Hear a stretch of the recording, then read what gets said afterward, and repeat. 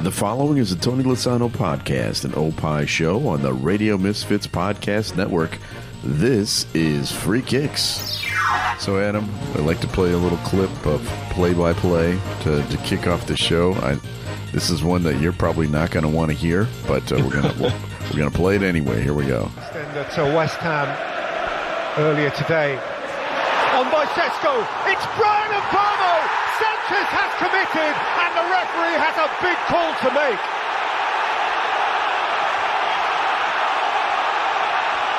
First and foremost, it's a free kick.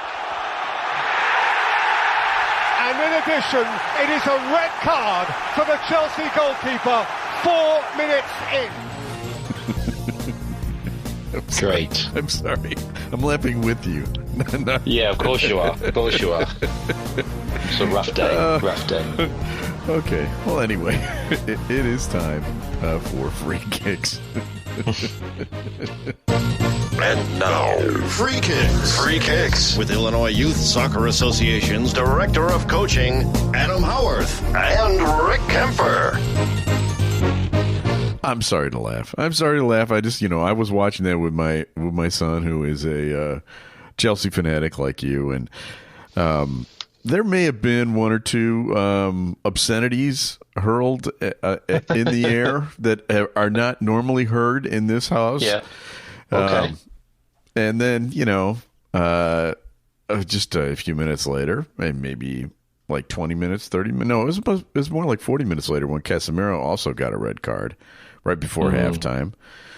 But I would love to hear your thoughts, your emotions. If you could take us through that moment where the goalkeeper in the 4th minute of the game against Manchester United, your most hated team, gets a red card.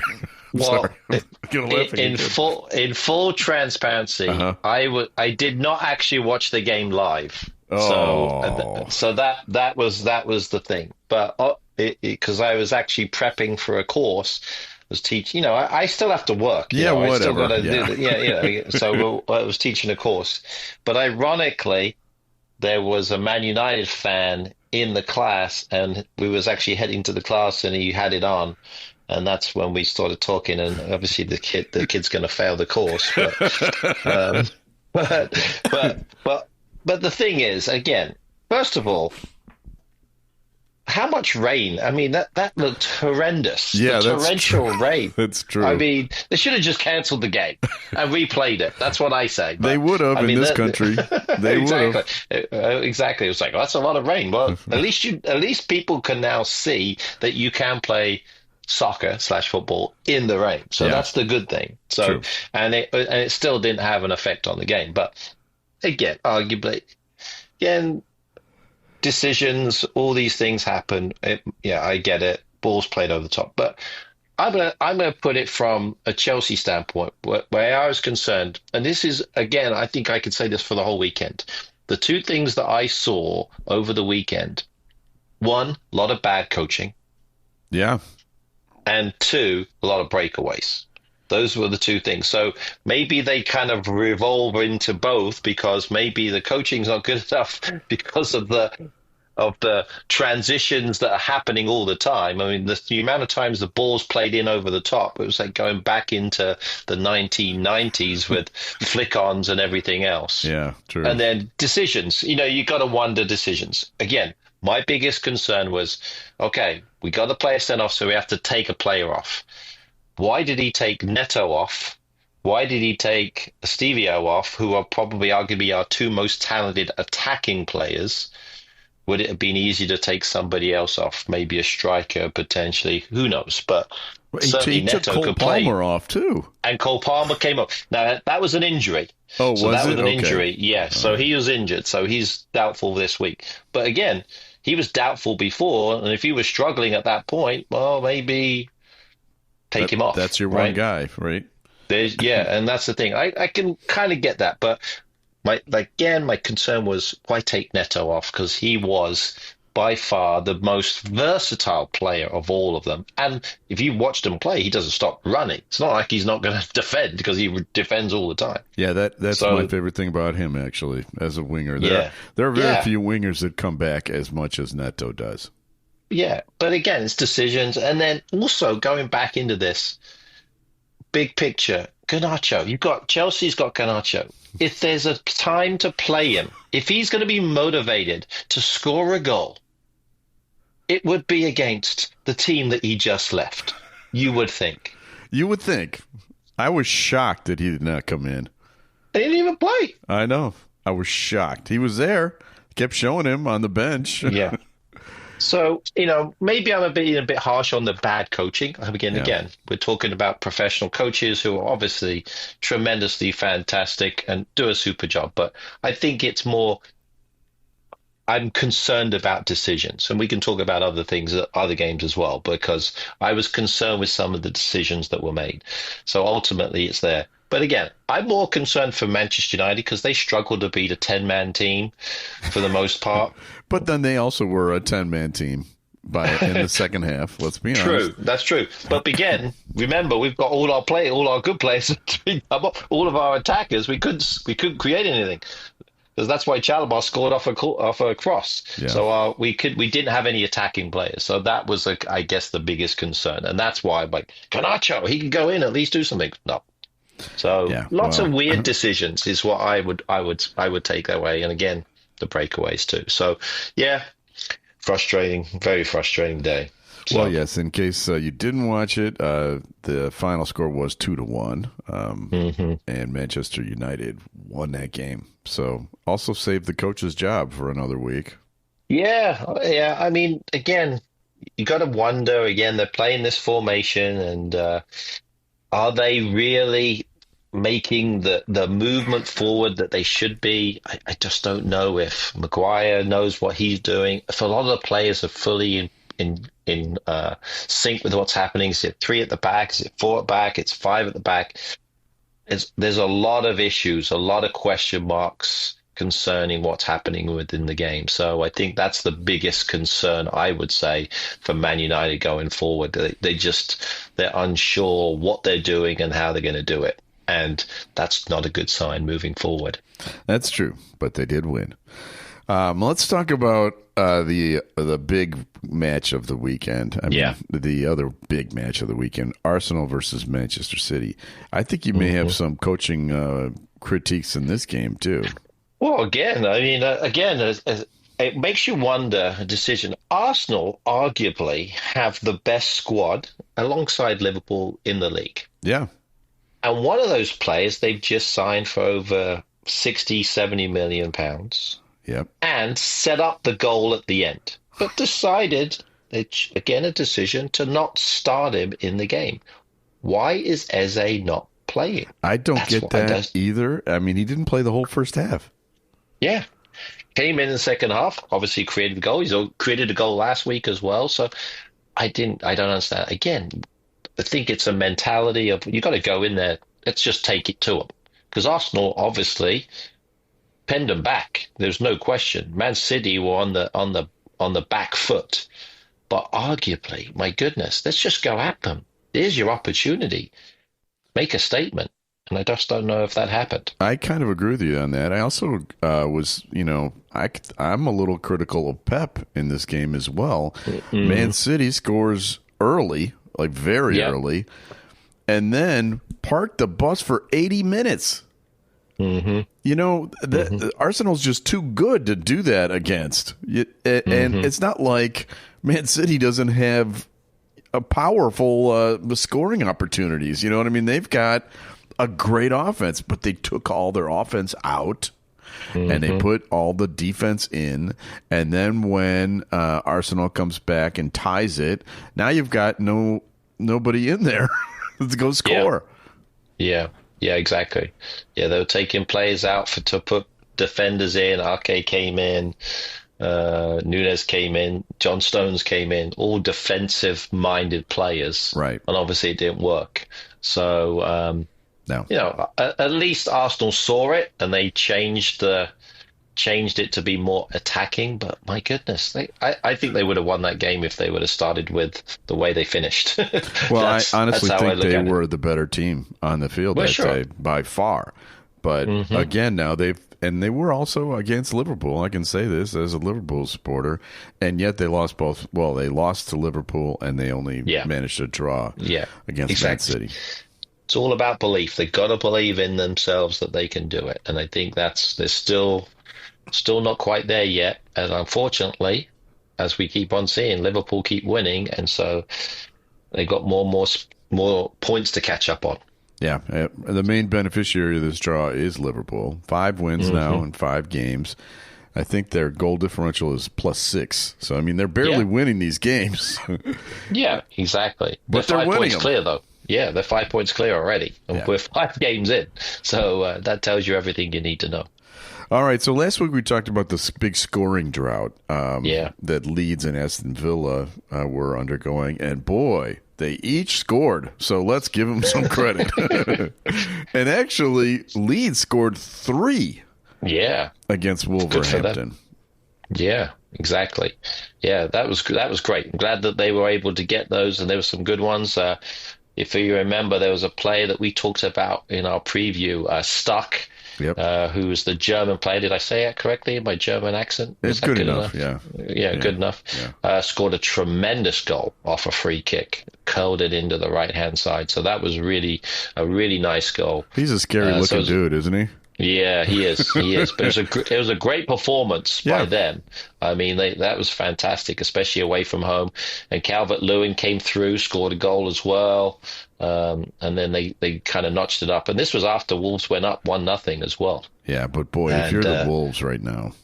Yeah, they got to wonder. We're going to wonder what's going on. And it's interesting because I don't know if you saw this, but right before the game, they actually gave the coach a brand new contract, a 3-year contract. So they're believing in that.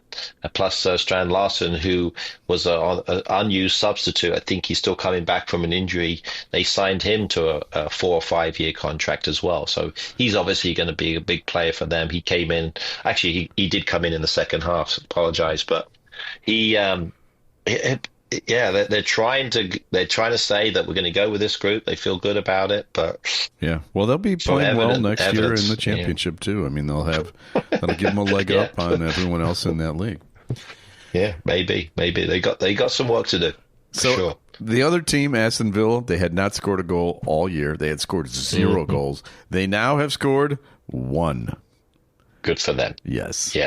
And they should be happy because they've got so many good strikers who can score goals. And who was it that scored the goal? Oh, it was their right back. Of course it was. So, crazy how that happened. The man from Slough scored. Yeah. Great shot, too. Like, ball curved a little bit. I don't know what happened with the Sunderland goalie, if he just kind of misread it, but it just kind of curved, and it was a great shot. But got to worry about Aston Villa. I don't know if you heard what Unai Emery came out with after the game. He said that he called his team lazy. Yeah, boy, you could tell he was pissed. Like he actually left the field before the game was even over. That's right. I don't think I've ever seen that before. But they didn't lose. Positive. Right? Yeah. But again, you would think about this. This was an Aston Villa team that last year was fighting to play in the Champions League against a team of Sunderland who got through by the playoffs. Right. So fair point. Sunderland definitely on a good momentum. They've got to be happy. Plus, they were down to 10 men. They had 10 men. I know. But Sunderland is now in 7th place in the table. Last I checked. I mean, that's pretty impressive. Doing well. They're off to a great start, and I think I saw a statistic that all of the newcomers, the teams that have come up, have got lots of points already. I mean, it's as many as 19 points between the 3 teams, so that's really good. When this time last year, we already said, well, these 3 are going down. Well, if you look at the relegation zone right now, there are none of them in the relegation zone. Exactly. I don't think it's going to end that way, but that's the way it is now. So Give them credit. Exactly. You've got all these teams are doing well that have come up. They're certainly fighting hard. You've got Burnley, Leeds, and Sunderland, doing well. And then the bottom three, Villa, West Ham, and Wolves. Those are the ones that are worrisome for sure. All right. So while we talk about the Premier League, there's also the Champions League, which is back. Mm-hmm. And I think next weekend in our upcoming show, we'll dig deeper into that. But there was a game that you wanted to talk about. Yeah, so we've had one game. So again, it's craziness. It's this big table. If people understand it, they get put in pots and they'll play top teams against other teams. I know, Chelsea played Bayern Munich. You got different teams that have played different groups. Arsenal beat Athletic Bilbao, and then you've got a lot of great matchups. But one thing that I want people to really notice is the matchups from week to week when they do play in the Champions League, because there are some really intriguing matches, and none more so other. And obviously it's a little dear to my hat, and I don't want to make this into all about Chelsea, but the Chelsea game against Benfica next Tuesday is going to be absolutely fantastic, because you know who the new manager of Benfica is? Is it Jose Mourinho? You got it. Jose Mourinho heading back to Chelsea next week, Tuesday. Should be fantastic. So if that's a game worth watching, definitely tune into that one. I will be for sure watching that game. That's going to be a good one. So we'll maybe talk about that next week. That sounds good. Yeah, for sure. I also like to do a weird stat of the week every week, and this week's stat is inspired by Robert Sanchez's red card, which, by the way, was excuse me, the earliest ever sending off in a Premier League game. Really interesting. Which was kind of surprising, but it was in the fourth minute. Yeah. He, of course, does not have the most red cards by a goalkeeper in Premier League history, however. There have been two keepers that had 4 red cards each. Yes. 4 red cards? Wow. Yes. One played for West Ham and Bolton in the O's and 10s, and one played mostly for Newcastle. You want to take a stab at who they are? And save the Newcastle goalkeeper. Yeah. Oh man, and you said West Ham goalkeeper. I can see the West Ham goalkeeper. I can remember. He's like Norway. He's like Scandinavian. Finnish, yeah, from Finnish, Finland. yeah. So that's part of Scandinavia. Yeah. Gosh, wish I could remember his name. His first name is Jussi. UC Isolanian, something like that. That's it. That's it. Yeah, good. Exactly. Yeah. So that's good. And then as for four red cards. Yeah, and the Newcastle guy. Oh, that's a tough one. Pavel. Oh, Pavel Cernak. Yes. Cernak, yeah, formerly of Chelsea too. He was a Chelsea goalkeeper. Yeah, well, he also has 4 red cards. Really? When he was all of them when he was with Newcastle. So there's your odd stat of the week. Free Kicks is brought to you by the Illinois Youth Soccer Association. Illinois Youth Soccer has been proudly serving the Illinois soccer community since 1975 and has a strong history of credibility. Illinois Youth Soccer is a non-profit corporation, official state association and charter member of U.S. Youth Soccer, and administers U.S. Soccer Federation coaching programs, the Olympic Development Program, and U.S. Soccer Federation referee programs. For more information, go to illinoisyouthsoccer.org. Don't know if you have the little jingle ready. I've got a little bit of news. Oh, okay. Yeah, sure. And now, the latest Chicago area soccer news. Soccer news. With Coach Adam. Coach Adam. What's going on? Awesome. That's why you're so professional, Rick, because I didn't even tell you we had a little bit of information, and you're ready to go. Yeah. This has to be the best podcast in America, I would for sure. think so. I would think so. Absolutely. Yeah. People are tuning in left, right, center. So really the big news is I wanted to mention, and again, concerning people, our numbers are already through the roof for our Olympic Development Program. So registration is still open, but please make sure if you want your kids to be part of this fantastic program, please make sure that they sign up, because with the way the numbers are going, I'm concerned that we're going to fill up, which is a really good good situation to be in. So go to illinoissoccer.org. You can sign up now. Make sure you get your kids in there. And we cater for players who were born from 2009 all the way to 2017. So remember 2017? Remember what you was doing in 2017? Yeah, because it was yesterday. So that's when, exactly. That's when those kids were born. So that's absolutely what was taking place. So those kids, come on in. We want to see you. Hopefully, if you have an interest, pop us a note and we'll get you all signed up. So excited to do that. Courses are continuing to happen. Always busy with that. And then also, if you haven't seen or if you haven't had a chance, the Chicago Fire are doing okay. Yeah, they're pushing for the playoffs. So let's keep our fingers crossed that they can do it. 2017 is the year that you and I went to Germany and Holland with our son's team. So, and they were 14 or 15 at the time. Yes, or 16. So amazing. Yeah, time does fly. Time now to guess the Premier League star. This week's star is 27 years old, and he's one of you. He's English. But, I'm American. Come on. Yeah. I'm American. But he can also play for the Irish national team. He wasn't born in Ireland, but, his parents. All right, so I'm going to go on a limb. Oh, my gosh. Could be one or two people. Yeah. Jack Grealish. No. Declan Rice. No. Okay. All right. Well, those are the two big ones. Okay. There's a third. He's currently with his third Premier League team, and all three of them wear blue. Mm. The first two blue teams even had the same coach. Blue teams at the same. So, okay. Wow, that's a good one. Yeah. It's a really good one.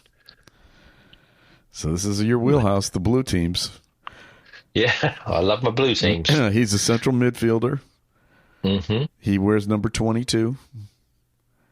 He currently leads the Premier League in yellow cards with 4. Wow. Currently, okay. Would he be a toffee?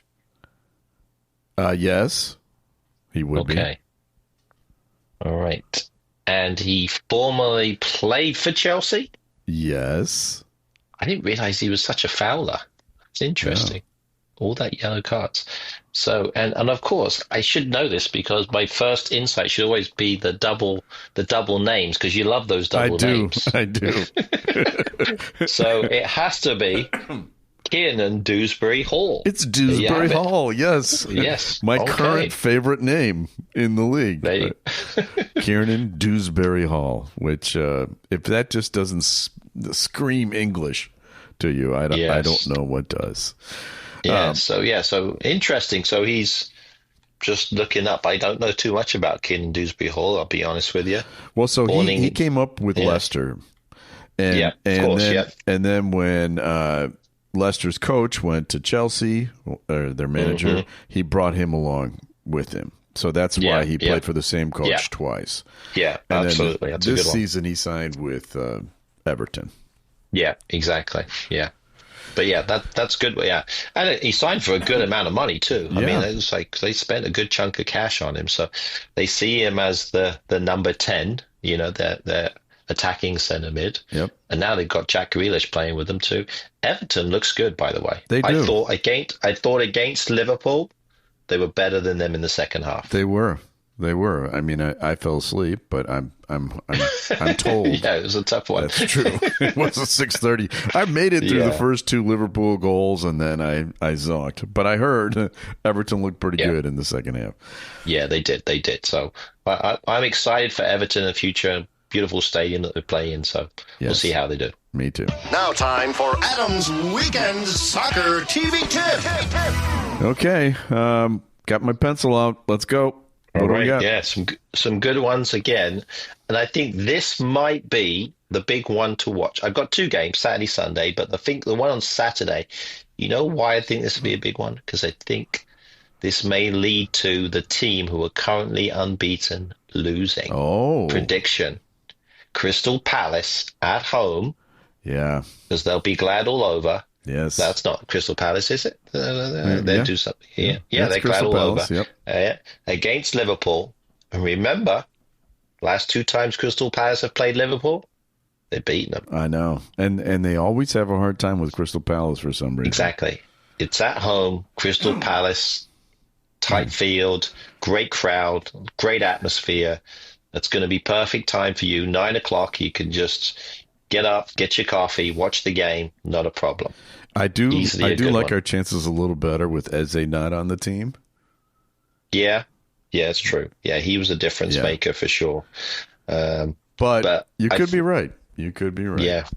Mateta's playing well. He's playing well in the back. They've got decent goalkeeper.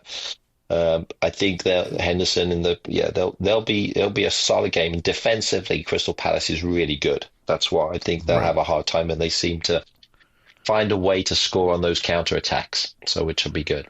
And then on Sunday, if you can, I would definitely tune in. Should be a good one. Newcastle at home, hosting against Arsenal, 10:30 kickoff. So that'd be another good one too. So 2 good games to watch over the weekend. And there's a full set of fixtures, which is great. So the 9 o'clock games, there's going to be a bunch of good games. So it should be a lot of fun. Mm-hmm. You know, Newcastle is another team that is not really clicking on all cylinders at this point of the year.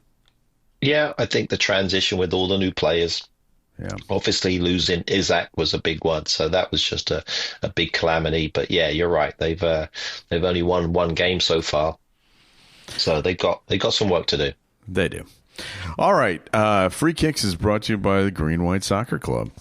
Now about to celebrate 70 years of soccer service in the Chicago area. Founded in 1956 by a bunch of old Krauts who were young Krauts then. You know, some of those guys, believe it or not, are still alive. Wow. Yeah, that we have, I think, 6 of our original members are still alive. That's impressive. One of the original members was my dad, who is not still alive. But you can go to greenwhitesoccer.org, and you can see that we have teams for every age group you can imagine. And even my son is even coaching there now. So check it out. It's greenwhitesoccer.org.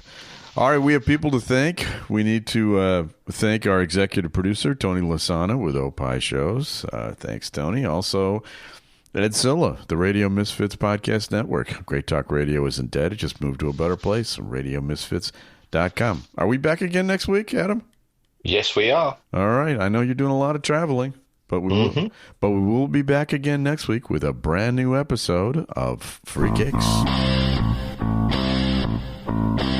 The proceeding was a presentation of the Radio Misfits Podcast Network. Find our other great shows on iTunes, Stitcher Radio, and at RadioMisfits.com. Thank you. This has been a presentation of Opie Productions. Tony, can you shut up? Arguably, my goodness, let's just go at them. Here's your opportunity. Make a statement.